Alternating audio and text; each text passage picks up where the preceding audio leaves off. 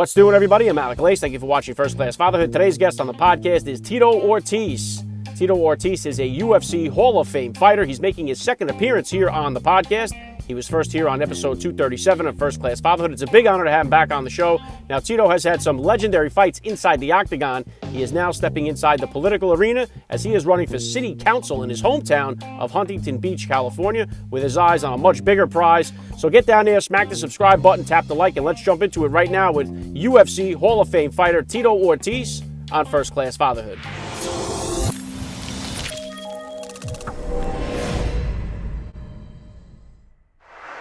Joining me now, First Class Father Tito Ortiz. Welcome back to First Class Fatherhood. Right on, man. Thanks for having me on the show again. Appreciate it. All right, let's get an update here. How old are the kids now? What grades are they in? And how has the COVID affected them with school? Oh, wow. Gosh, that's a lot in all one. Ages right now, of course, my oldest, Jacob, he's 18. And then my twins are 11. And Jacob is in his senior year right now. And then my twins are in their sixth grade year. And as COVID, it's a bummer for me. Happy for them because then they don't have full days of school, but doing the Zoom classes Monday, Tuesday, Wednesdays, but they're able to go to school on Thursdays and Fridays, but only for a few hours. And even the Zoom classes are only for a few hours each day. So, my kids have worked really, really hard over the last, 6-7 years now. They're both in gate classes. I'm talking about my twins. And I just don't think they're getting the right education of the Zoom classes. When the teacher gives them a project or to do their work and says, well, you guys got to look up the rest on YouTube. And that's what my kids go to school for. My kids go to school for, to have social skills with their friends and to have the contact with the teacher to learn the right way of things and not to look it up themselves. Yeah, I have three of our kids are in Catholic school. We have one in the public school. The three that are in Catholic school are going full 5 days, and it's definitely a big difference from the one that's staying home and kind of getting away with murder here. And it's not really, he loves it, but it ain't helping him out whatsoever. So I agree with you there, Tito. Yep. So let's jump into this right here. Obviously, you're running for city council in your hometown here, Huntington Beach. What made you finally decide here to jump into the political arena? Why'd you decide to run? Well, it came down to having to defend my city. On June 6th, downtown Huntington Beach, a week prior, they had some peaceful protesting down there, which they claimed it was peaceful protesting, but there's a few fights that broke out. Black Lives Matter and Antifa guys came down, and they got stood down by the residents in Huntington Beach. The police officers did their job also. But then on social media at Tito Ortiz 1999 on Instagram, I got a direct message of somebody saying that we didn't do our job right the first time. We're going to come back. We're going to burn this building down. We're going to rape the women and the children. And it was very vicious. So I took it very personal. And I was like, not in Huntington Beach. This ain't happening. I called about 30 of my friends, 4 of my special force friends. We stood down there in Huntington and made sure the town did not get destroyed and didn't get burnt down. Long Beach was a close community to us. Santa Ana, Garden Grove, and Los Angeles mostly got burnt down. But Huntington Beach, that day, we stood strong. We made sure they couldn't press and walk downtown to destroy downtown. They didn't, but the police officers couldn't stop them from walking downtown. But us as citizens, we came together that day. And it felt like I had a lot of power. I felt like that I needed to fight for Huntington Beach. And then I sat back and was like, maybe I could be a police officer.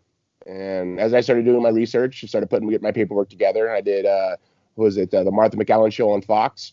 And I told her I wanted to be a police officer. And as soon as I got off my phone, or as soon as I got off the interview and looked on my phone, I had about 20 to 30 text messages from friends who are officers themselves. They're like, Tito, no.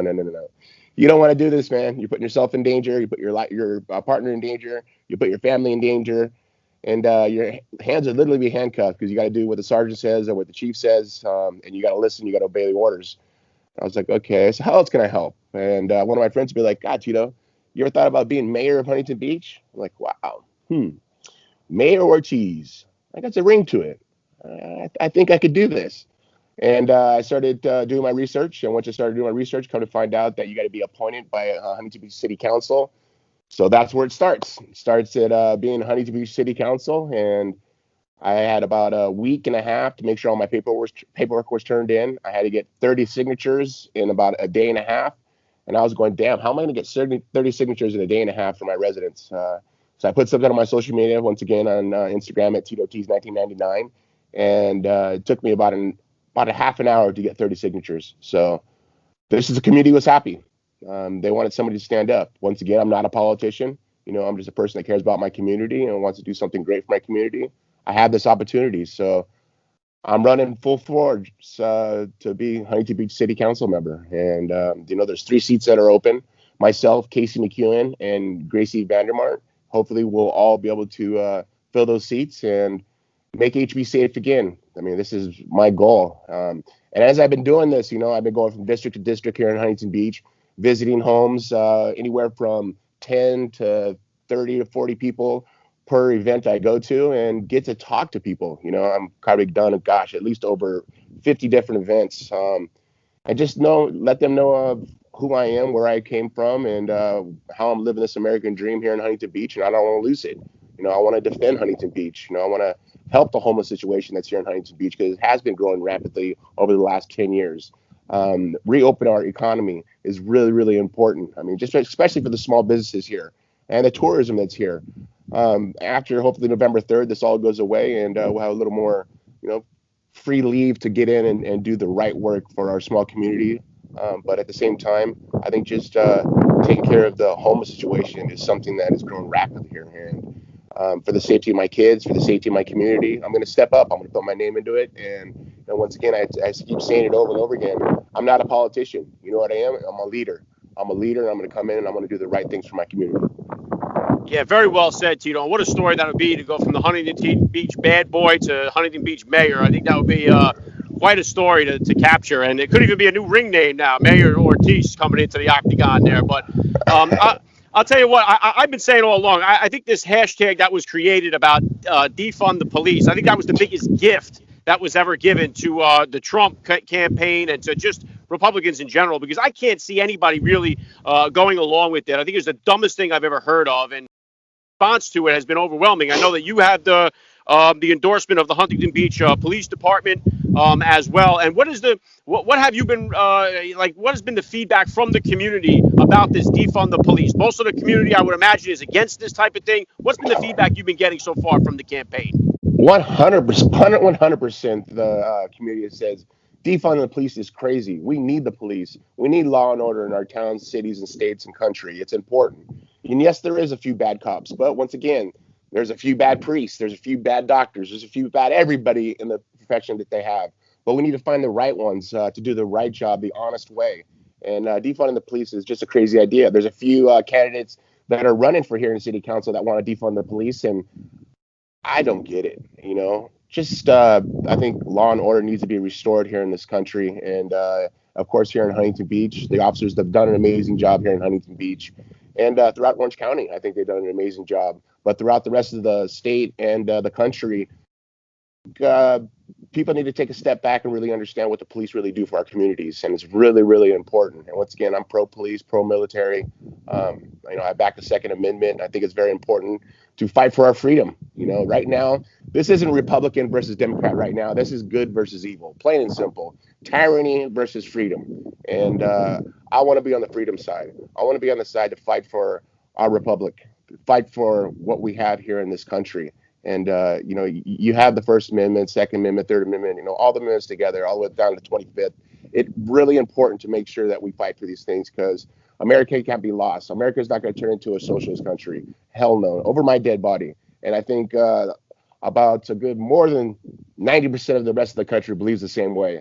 So, the best way to do it is to go to the voting polls and let your voice be heard that way. And that's what I'm doing. That's what all my citizens here in Huntington Beach and here in California, we're trying to make California red. That's our goal. But for the future and the safety of my children and my community, I'm stepping up, just as a citizen, and I'm not a politician, but I'll learn the details and the sacrifices that it takes to make the right decisions, but make sure that I make the right decisions as common sense, because at the end of the day, common sense is what a lot of people need this time of day.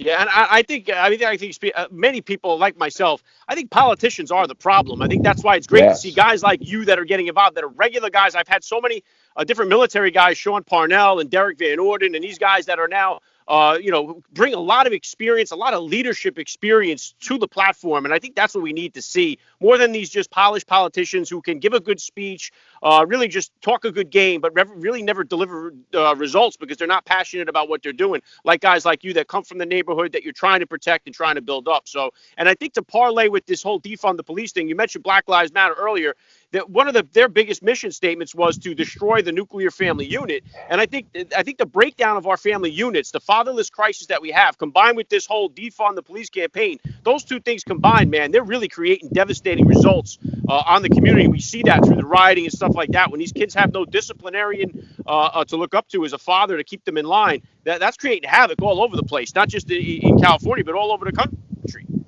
And it's getting worse and worse. But I'll take a little bit of that back because it seems like people are starting to realize what's going on. The Black Lives Matter, it seems like it has gotten a little bit less. At least I've been seeing less of it because I think it's hurting the Biden campaign. So I think they kind of called out the dog and saying, "Look, calm down and kind of slow down on it." But I mean, this is my opinion as I see. I know there's a lot of other cities that still go through the same damage that Black Lives Matter and Antifa people are doing.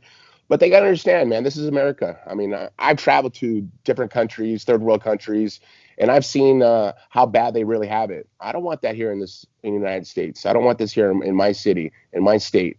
And that's why I'm stepping up to fight for it. And I wish a lot of these people would have look outside the box and look at the history of our country. You know, the forefathers and what they fought for of our independence has been a big task.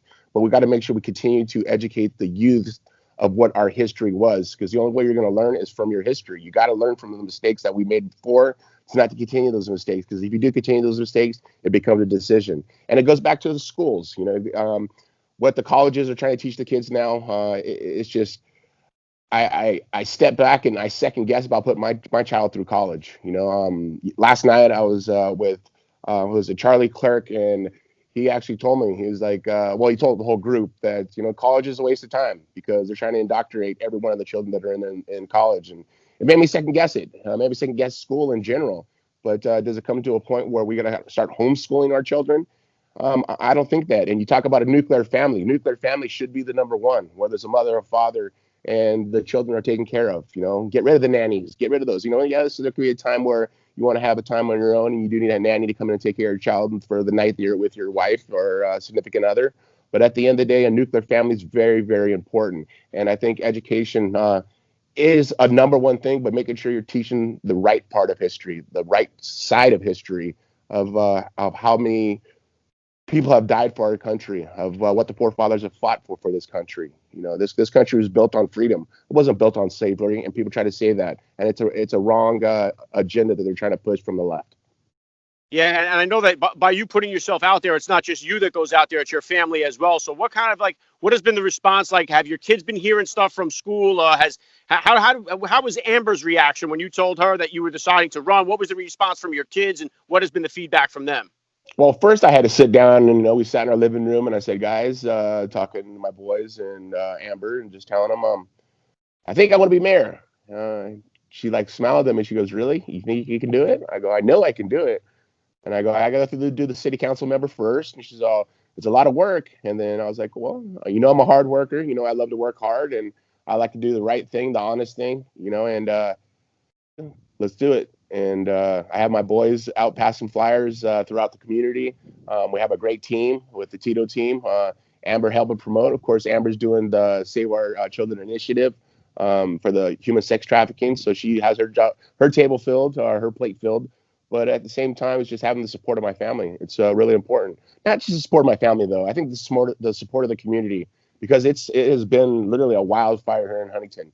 Everybody's talking about me. Everybody's saying how happy they are that I'm running, because they're like, we're sick of politicians coming here and ruining our city, because they have been doing it over the last 10 years. Now I'm stepping up as a part of the community to be the voice, be the conduit for each one of our constituents that are here in Huntington Beach, to do the right thing, to do the honest, common sense thing for the city. Yeah, good stuff, Tito. And now, what about as far as your fight career? Are you still under contract? Do you have any more fights that you're supposed to be obligated to? And how does that work out if you are elected city council here? Are you able to fight while you hold that position? Yes, I'm able to fight while I hold this position. And this has been a question from a few people that have been on Facebook saying, Well, how are you going to train and be city council? Well, city council only works 20 hours a week. People got to understand, I do about anywhere from 50 to 60 hours of training a week. And if I'm able to find the happy medium, I have one more fight left. I'll fight next year.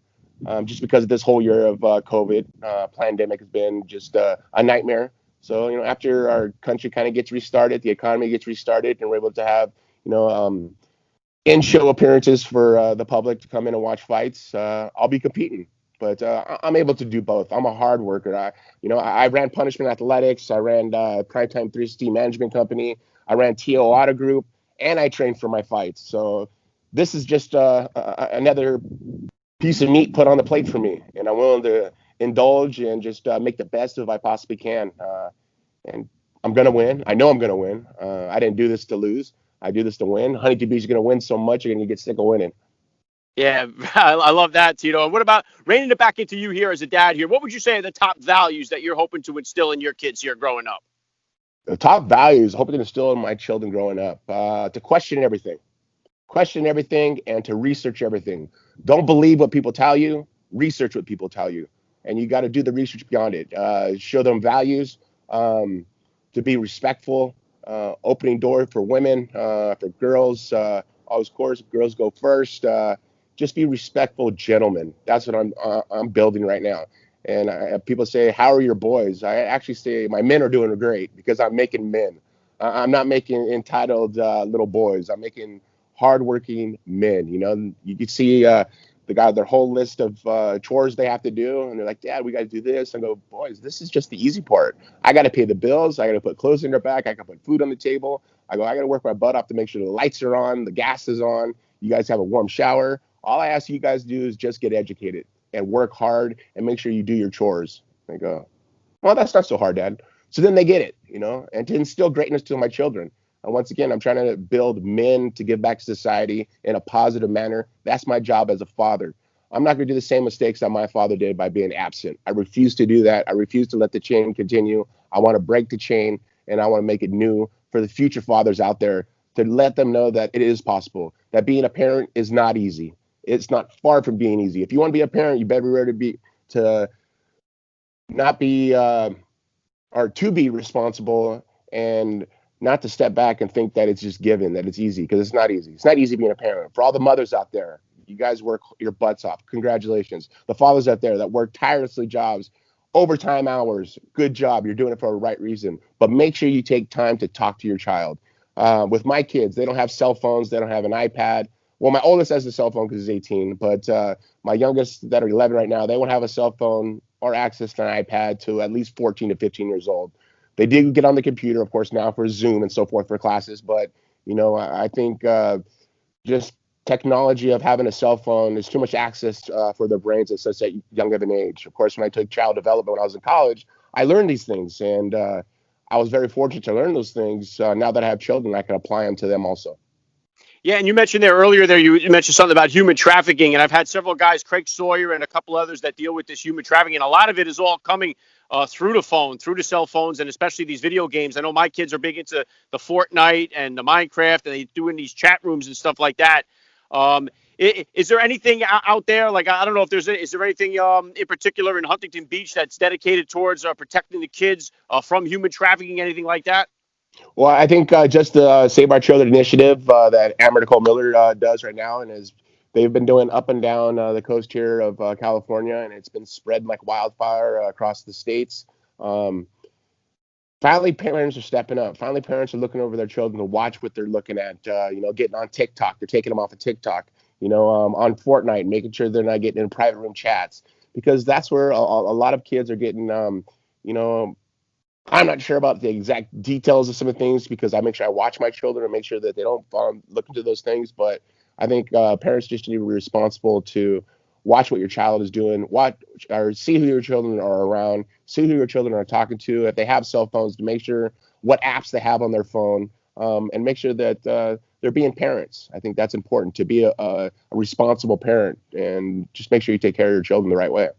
Yeah, very well said. And what's your game plan here for Election Day? How do you plan on spending the day? I don't know. I haven't thought about that yet. I've been just going day by day. I've been doing meet and greets now, anywhere from 2 to 3 a day. every day, Monday through Monday or Monday through Sunday, no days off. But it's been good. Last week, or excuse me, just this last Sunday, I got an opportunity to go meet with Donald Trump at the event that they had in Newport Beach, and it was like a rock concert just to see the energy from the community of Orange County. I have a feeling California may turn red. I really do. Just support, because I think people are fed up with the Democratic Party, what they've done. Let me rephrase that, because there's a lot of Democrats out there who love America, who understand America. I think it's the left that are capturing most of the Democratic Party to make them believe one way. And we shouldn't believe one way. We should believe in our own ideas and be a free thinker. And like I said, when I was there, I was just in awe by how much support the president has here in Orange County. And I'm very, very thankful for it. Yeah, very cool. And do you have any have you thought beyond this yet, or are you just focused on the goal of city council mayor? Is this something you think political career is going to stick to you? Are you seeing yourself going beyond this, or are you right now focusing just on the mayor part? Well, I mean, right now is strictly Huntington Beach. This is my number one goal. 5 years from now, you never know. As I get more and more educated on the political side of it, I won't be politically correct. I'll make sure that I speak with my mind and my heart, and common sense, and that's how a normal life should be ran. Not be told how to say things or what to be said. Like I say, I got an opportunity to sit at a round table with Donald Trump and ask questions, and he was just having a conversation like this between me and you. He wasn't a polished politician, and I think the people are sick of having those polished politicians that sit there and lie and deceit and promise the world but never fulfill any of those promises. And once again, we can sit back and look and see all the promises that Donald Trump has done, and he's doing them, each and every one of them. Yeah, good stuff. Last thing I'll hit you with here, Tito. I know this is the second go around for you on the show. I always love to close it out with the last question. What kind of advice do you have for the new dad or for that about to be father who's out there listening? So let's start from the beginning. The new fathers out there, you guys are in for a lot of work. The first 15 years is probably the hardest work that you'll ever do in your life. And this is just an opinion of myself. Don't give your kids a cell phone. Take away the iPads. Don't give it to them until at least 14 to 15 years old, and it will help. You'll see a kid being a lot more social with other kids. As I see a lot of kids that are my kids' age that sit there and they don't have conversations. They walk in my house. I'm like, hey, how you doing? They're like, oh, hi. And they're really shunned to a lot of things. But then a lot of their friends who don't have cell phones, and I see them, like, how you doing, Blake? Like, how you doing, Mr. Ortiz? And they're very outgoing. So just making sure you're not making mistakes. And if you do make a mistake, don't make a mistake twice with your children. You got to understand the children are seeing things for the first time of their lives. They've never seen anything before. So you got to make sure that you just do the right thing as a father. Now, for the fathers that are fathers right now, continue doing hard work. Sit your children at the table for dinner. Turn the television off. Put the cell phones down and have your time with your family. Have your time with your kids. Ask them about their day. Ask them about school. Ask them what they learned through school. Ask them what they learned through the day. Just try to be a responsible parent, because once again, none of these children want to be brought into this earth. You guys, myself, we wanted them here. So once we wanted them here, we got to make the responsibility to be a present father, a present mother, or a present family, a nuclear family, because that's what works here in the United States, and we need to continue to have that. God is the biggest man above that is looking over all of us, and I think it's important. And we got to make sure we teach it to our children, the qualities of life, the qualities of success. Through hard work and determination, we can achieve anything. As I sit here in my house, I literally live in a castle. I literally have my boat right here behind my house. I live on the water. This has been my dream as a kid, and I've been wanting to accomplish that. It was nothing that my parents ever gave me, but it was something that was set in my mind that I wanted to achieve for myself. So now I'm able to give it to my children and show them what hard work and dedication is about, so they can achieve these same type of things. My oldest son, Jacob, he's like, Dad, I'm getting into business. I don't want to be a fighter. I was like, thank you, son. I was really happy you said that. But once again, it comes down to education and that they're learning the right things, and they're not getting indoctrinated by colleges of them trying to teach socialism or anything like that. That is a huge word that I never really understood until I got older. And then once I got older and I started educating myself on it, to realize how gnarly those things are. So as all the fathers out there, just make sure you do the right thing. If it feels like it's wrong, then it's probably wrong. But teach your children manners, teach your children respect, values, what holds deep to your heart. Of course, God above is what we hold deep to our hearts also. And, I just just trying to do the right thing. I make mistakes. I never make a mistake twice.